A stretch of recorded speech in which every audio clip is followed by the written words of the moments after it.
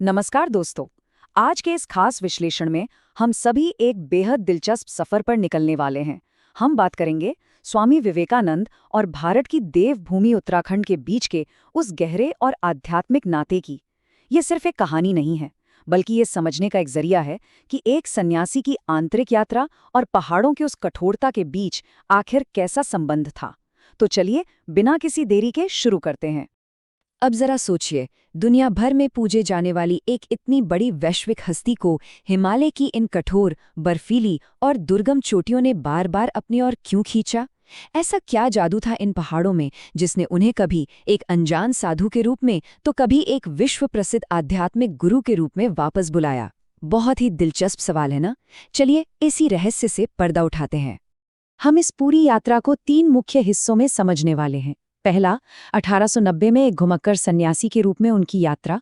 दूसरा, 1897 में अल्मोड़ा में उनका आश्रय लेना। और अंत में 1901 के दौरान मायावती की वो सर्दियां। तो शुरुआत करते हैं भाग 1 से। एक घुमक्कड़ सन्यासी, साल 1890। जुलाई 1890 की बात है जब उन्होंने अपने गुरु भाइयों के साथ कलकत्ता छोड़ दिया था।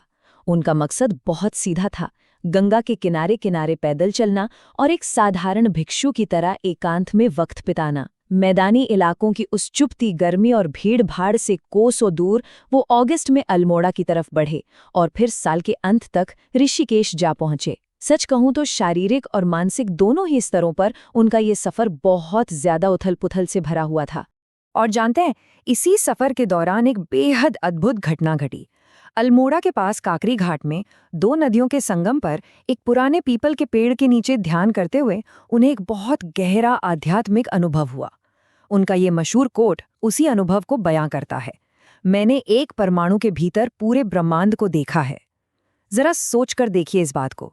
उन्होंने महसूस किया कि जो इस विशाल ब्रह्मांड में है वो ही एक छोटे से कण में भी मौजूद है।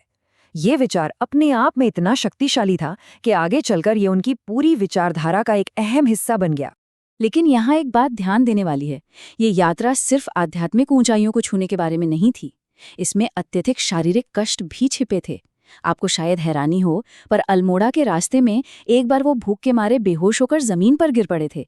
उस वक्त पास ही रहने वाले एक मुस्लिम फकीर ने उन्हें ककड़ी खिलाकर उनकी जान बचाई थी। फिर आगे चलकर ऋषिकेश में उन्हें डिप्थीरिया और तेज बुखार ने जकड़ लिया। हालत इतनी बिगड़ गई थी कि उनकी नब्ज तक रुकने लगी थी। तब वहां से गुजर रहे एक दूसरे साधु ने शहद और जड़ी बूटियों की मदद से चमत्कारिक रूप से उन्हें मौत के मुंह से निकाला। तो इससे एक बात तो साफ है, उनके आध्यात्मिक अनुभव कितने भी महान क्यों न रहे हों, पहाड़ों ने उनके शरीर की बहुत कड़ी परीक्षा ली थी। अब आते हैं भाग 2 पर, अल्मोड़ा में एक आश्रय, साल 1897। अब तक स्थितियां पूरी तरह से बदल चुकी थीं। एक तरफ पश्चिम और दक्षिण भारत में उन्हें जो भारी सफलताएं मिली थीं और जो उनकी लगातार यात्राएं चल रही थीं, उसने उन्हें विश्व पटल पर ला खड़ा किया था। लेकिन वहीं दूसरी तरफ इस अथक मेहनत ने उनके शरीर को पूरी तरह से निचोड़ कर रख दिया था। डॉक्टरों की सख्त हिदायत थी कि वो काम रोक दें और आराम करें। खुद को फिर से तरोताज़ा करने के लिए उन्हें अल्मोड़ा की ठंडी और शांत आबोहवा की सख्त ज़रूरत थी। यानी जो पहाड़ कभी उनकी गुमनाम तपस्या का गवाह थे, वही अब उनके लिए एक बेहद ज़रूरी आश्रय बन चुके थे। और इस बार जब वो पहाड़ों पर लौटे तो उनका स्वागत कैसे हुआ? 1890 के उस गुमनाम साधु वाली छवि से बिल्कुल उलट। 1897 में जब वो अल्मोड़ा पहुंचे तो हजारों की भीड़ ने उनका भव्य स्वागत किया। पूरा बाजार सजा हुआ था। उन्हें एक शानदार घोड़े पर बिठाकर एक विशाल जुलूस निकाला गया। छतों से महिलाओं ने उन पर फूल और चावल बरसाए। ये एक विश्व प्रसिद्ध गुरु की पहाड़ों में वापसी थी। ये बदलाव सच में रोंगटे खड़े कर देने वाला था। हालांकि ऐतिहासिक दस्तावेज एक और दिलचस्प पहलू दिखाते हैं। पहाड़ों की उस गहरी शांति में भी कुछ विवाद उनका पीछा करते हुए वहां पहुंच ही गए। उन्हें कई तरफ से आलोचनाएं झेलनी पड़ी। कुछ विदेशी मिशनरियों, खास तौर पर डॉक्टर बैरोज ने उनके बारे में भ्रामक बातें फैलाईं। इसके जवाब में स्वामी जी ने अपने पत्रों के जरिए अमेरिकी महिलाओं का बहुत ही सम्मान के साथ बचाव किया। वहीं दूसरी ओर समंदर पार करने और जातिगत नियमों को लेकर भारत के कुछ रूढ़िवादी वर्गों ने भी उन पर सवाल खड़े किए। खैर, हमारा मकसद यहाँ सिर्फ इन ऐतिहासिक तथ्यों को आपके सामने रखना है, पर यह घटनाएं ये जरूर दिखाती हैं कि पहाड़ों की ऊंचाई पर भी उनके सामने चुनौतियां कम नहीं थीं। इन तमाम सांसारिक विवादों और लगातार काम के बोझ तले उनके भीतर का वैराग्य और भी गहरा होता जा रहा था। स्वास्थ्य लगातार गिर रहा था और उनके ही शब्द उनके मन की इस गहरी उथल-पुथल को बयां करते हैं। उन्होंने कहा था, मैं पीछे मुड़कर देखता हूं और शायद ही कोई ऐसा काम पाता हूं जो मैंने अपने लिए किया हो। ये किसी ऐसे व्यक्ति की बिल्कुल पारदर्शी भावना है जिसने अपना पूरा का पूरा जीवन सचमुच सिर्फ दूसरों की सेवा के लिए न्यौछावर कर दिया हो।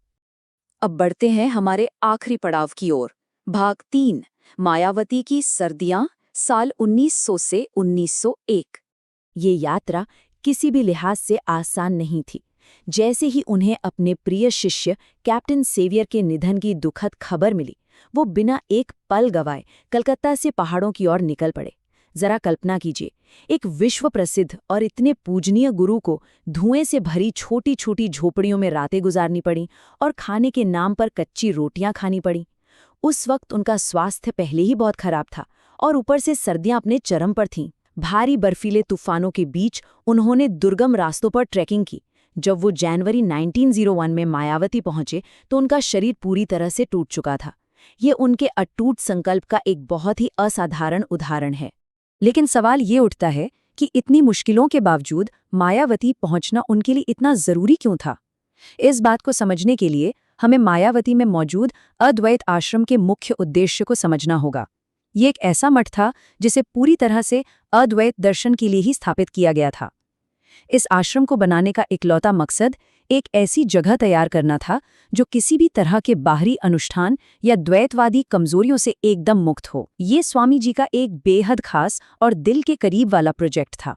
इन दोनों विचारधाराओं के बीच का फर्क समझना बहुत आसान है। एक तरफ है द्वैतवादी भक्ति, जिसमें अनुष्ठान, फूल, धूप और मंदिरों का इस्तेमाल होता है, और दूसरी तरफ है अद्वैत, जहां पूरा फोकस सिर्फ और सिर्फ ध्यान, शास्त्रों के अध्ययन और इंसान के आंतरिक धर्म पर होता है। जब स्वामी जी मायावती पहुंचे और उन्होंने देखा कि आश्रम के एक कमरे में नियमित पूजा और अनुष्ठान हो रहे हैं, तो उन्होंने इसका खुलकर विरोध किया। वो स्पष्ट रूप से चाहते थे कि ये जगह सख्ती से केवल अद्वैत सिद्धांतों का ही पालन करे, और इसी का नतीजा था कि बाद में वहां से उस पूजा स्थल को पूरी तरह हटा दिया गया। आपको पता है, इस पूरे दौर में उनके भीतर एक बहुत ही गहरा द्वंद्व चल रहा था।